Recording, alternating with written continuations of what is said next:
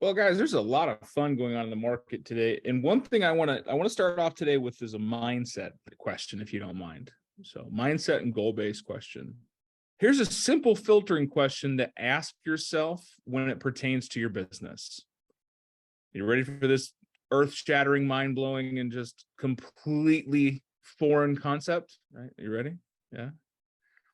I want you to ask yourself, is this getting me to my goal? Earth-shattering, huh? Right? Is this getting to my goal? It's a yes or no question, right? Yes or no, because it's a filter for decisions, right? Is sitting on the couch eating Haagen-Dazs and watching trash TV getting you to your goal? Yes or no? If the answer is no, what should you do? Get up and do something. Something change, right? If the answer is no, don't do it. If you are enticed to eat a cookie or a brownie or a donut, right? You're fiending for some sugar and your goal is to lose some weight, right? Is this getting me to my goal? If the answer is no, the decision is no. It's a very tough thing to filter ourselves because we're always looking for external input. We're looking for external validation. We're looking for external definitions of success. And I feel bad because we as a company do that. We do levy a lot of measurement against others because, well, you've sold 10 houses, they've sold 6, and you've sold 10 houses, but they've sold 20. You're always measuring yourself against someone else. I want you to look at self-mastery, and that self-mastery is how do we master ourselves? And in that is our own internal measurement, right? Last year I did 6. This year I've done 12. The only true comparison is that of your own. Yesterday I made 10 phone calls. Today I only did 5. Because the only person that truly knows your activity is the reflection in the mirror. You can tell me everything you do, and you can lie to me and tell me you've done more than you did. But when you lie to yourself, you take that to bed. You wake up with that. You eat breakfast with that. Those are decisions that you carry with you because you're the only one that knows the truth. So in that, I ask that you don't measure yourself against someone else today.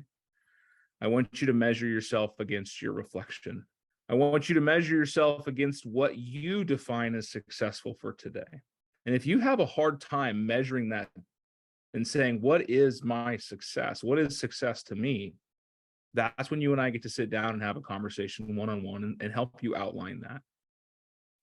Because we can find success metrics all over the internet. You can just Google what makes a successful realtor, $100,000 a year, 30 transactions, top 1%, whatever you find becomes an externalized goal. But I don't know if you know this or not, but when we have externalized goals, we are not as likely to reach them versus an internalized goal, something that you have created for yourself, by yourself, for yourself. That's huge, for yourself, right? Can we set goals for other people? No, you can't. Other people are going to try to set goals for you. Friends, family members, loved ones, colleagues. They're going to set expectations for you based on their world, not yours. I like it. When it comes to those external expectations, how does it feel when somebody imposes upon you, and I want to use that word, imposes upon you their expectations? How does that feel, Stormy, when somebody tells you how to act, tells you how to measure your success? It's not a good feeling at all, and No. I think that we get caught up even when people don't tell us to do that. We kind of get caught up doing that because I don't know why, but we do. But I love the topic, man, and I'm only, I do try to compete or compare, not compare, but try to do as good as someone else, and that's my actual team member. That's Anthony himself. Like I keep telling him, like, one day, dude, I'm gonna do better. I'm gonna be doing more deals than you, because I want to, bro. But like outside of that, it's just kind of in our office, and I can't look at other people and I gotta look at myself. And that's what I did do this year, and reading the MREA and then being serious about reading and noting and reading back to people, writing it down in the shift book. I've noticed that it's internal. It really is. It's here first. This is where it starts, is with me. I wish there was more people on this phone call, Dan, to hear this, dude. I love it, bro. And I would say I'm encouraging you to keep going, bro. I love these script practices, dude. I love them. And I've said it 100 times, guys. Mental scripting, self-scripting is the most important. Because if you don't have your head right, you don't have your internal conversation correct, no conversation you have on the outside is going to be as effective as it could be. We are in a business where people need to have genuine and real connection. We're not selling snake oil. We're actually selling dreams, and we're selling opportunities, and we're selling advancements in life. But ultimately, we're selling ourselves. And in order for you to sell something, if anyone's ever been in a career where you had a job to sell this box or this box or this gizmo or gadget, you had to know that gizmo or gadget pretty well, didn't you? You had to know its features and its functions and the benefits that it provided to your clientele. You had to know that gizmo or that gadget pretty well. So when we're in a business that we're selling ourselves, we're selling our abilities to help people in real estate.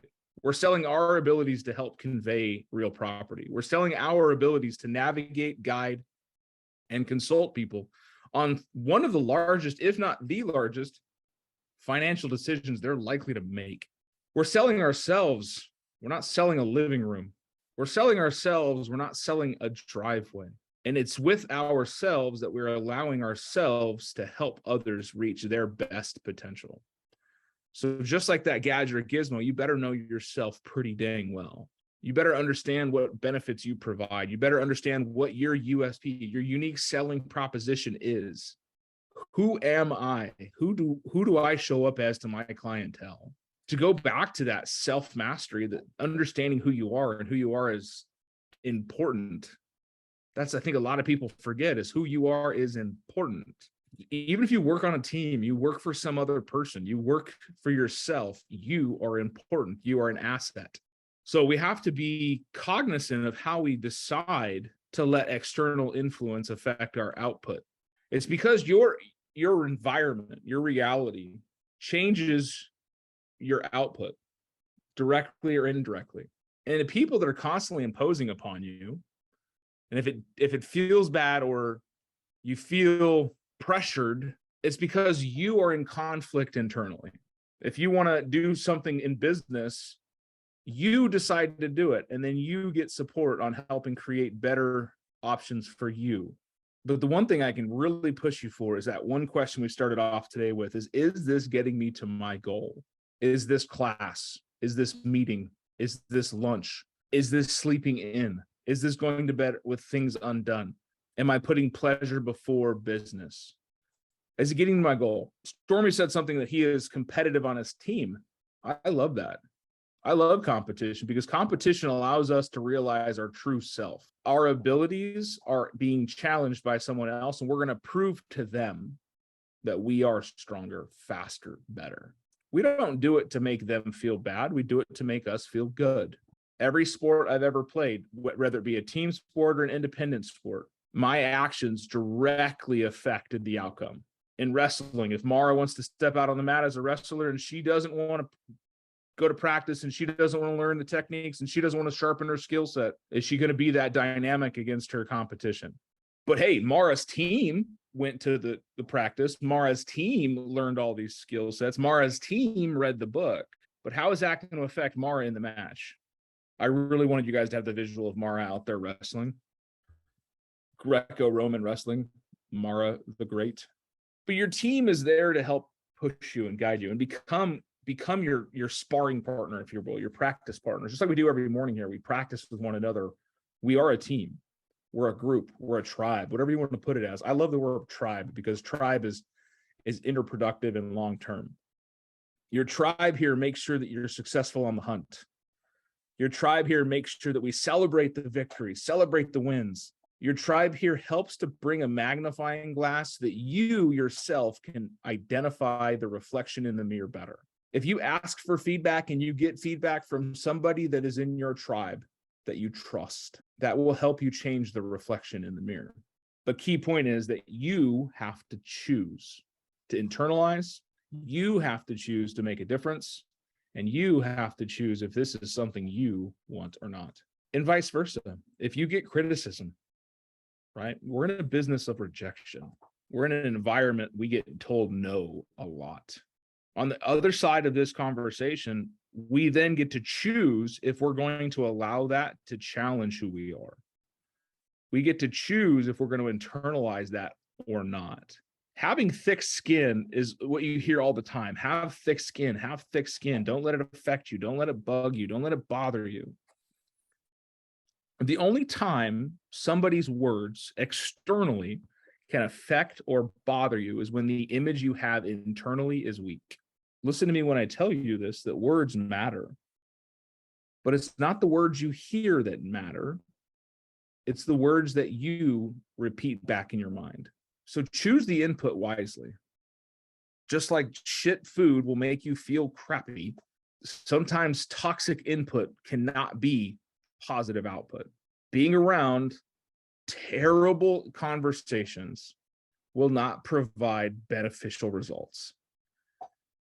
So you can choose the opportunity to get out of the environment, or you can choose how the environment is conceived. Somebody wants to give you very, very harsh criticism. You can choose to take it, or you can decide that maybe somebody's just going through some stuff and they wanted to throw up all over you to make themselves feel better. Go walk through it, wash it off, and be good. I would have to say that I'm probably one of the thickest skinned people you'll ever meet. Yeah, my daughter just have a thick cranium, right? That makes sense. I'm thick-headed. But when it comes to thick skin, it's not because things don't affect me. It's not because what words people say to me don't hurt my feelings. Is I just don't let them. I have made the choice that my filter, is this going to get me to my goal, stops if I let something affect me or not. A deal falls out of escrow. Man, that sucks. It is one of the worst feelings possible to have already mentally spent that commission to have that deal fall through, right? We are tied to the outcome. It is a terrible thing to do.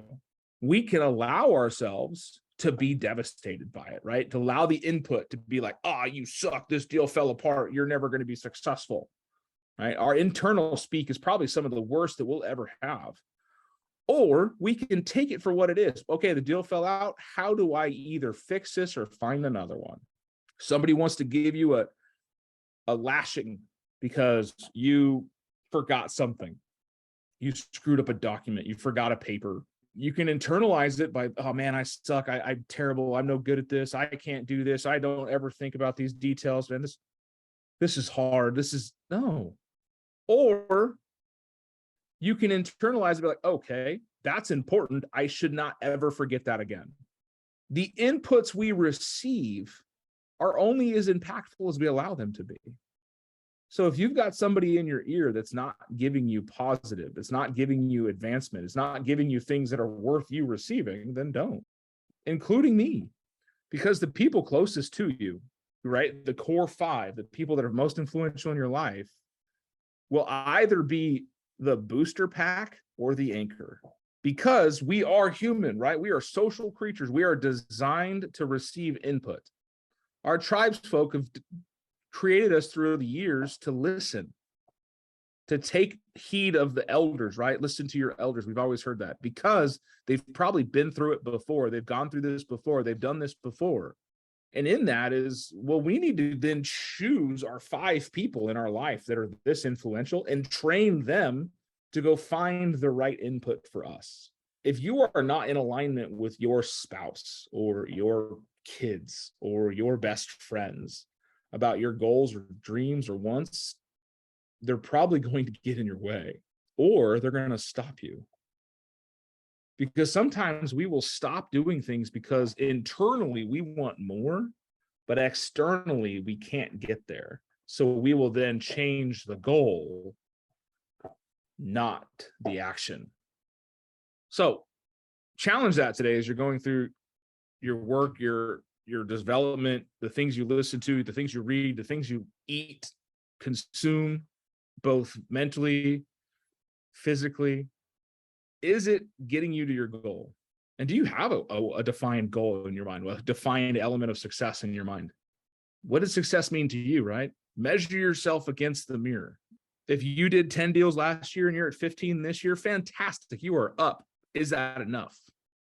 If you did 10, you felt like it was the easiest thing in the world and you do 11 deals, did you master your success, or did you just do one more to say, well, I beat last year's? No. Define your own path. And you do so by being able to have conversations critically with yourself through others. Hey, I need help working on this facet of my business. Bam, that's where a coach comes in. Hey, I'm struggling with this element, this objection, this conversation, right? That's where we come in as a tribe. This is how we have these calls and these classes. But the self-scripting aspect there is that you have to make the decisions on to speak up or stay silent, to internalize and practice, or to let it fly.